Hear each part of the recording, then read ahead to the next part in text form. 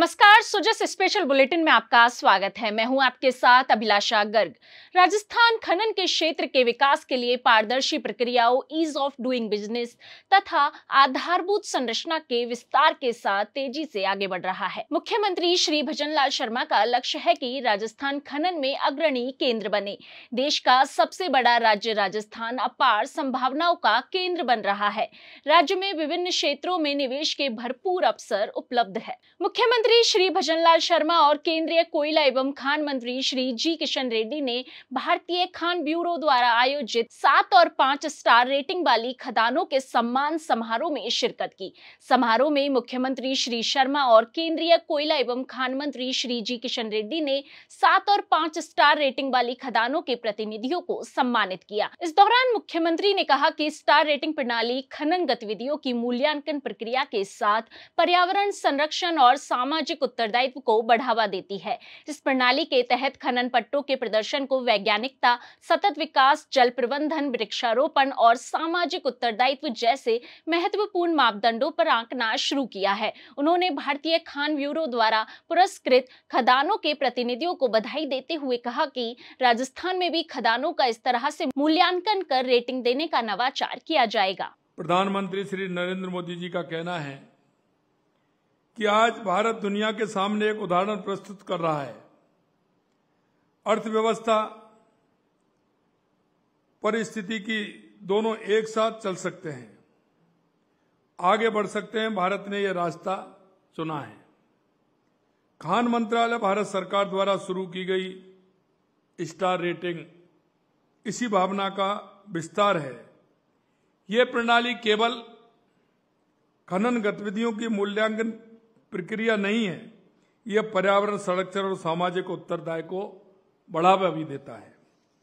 मुझे खुशी है कि इस प्रणाली के तहत खनन पट्टों के प्रदर्शन को वैज्ञानिकता, सतत विकास, जल प्रबंधन, वृक्षारोपण, सामाजिक उत्तरदायित्व जैसे महत्वपूर्ण मापदंडों पर आंकना शुरू किया है।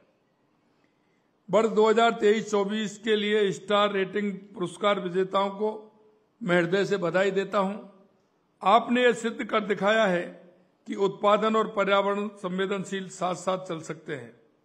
आपने पर्यावरण की रक्षा के, जल संरक्षण और स्थानीय समुदायों के विकास में भी महत्वपूर्ण योगदान दिया है।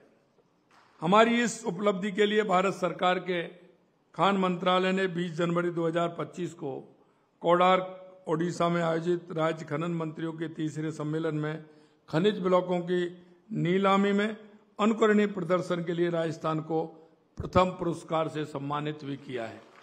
मुख्यमंत्री ने कहा कि राजस्थान खनिजों का संग्रहालय है। आज प्रदेश में 57 प्रकार के धात्विक और अधात्विक खनिजों का दोहन किया जा रहा है। यहाँ उत्पादित खनिज देश के कुल खनिज उत्पादन मूल्य का 12% है। उन्होंने कहा कि राजस्थान प्रधान खनिज के खनन पट्टों की नीलामी में शतक लगा चुका है।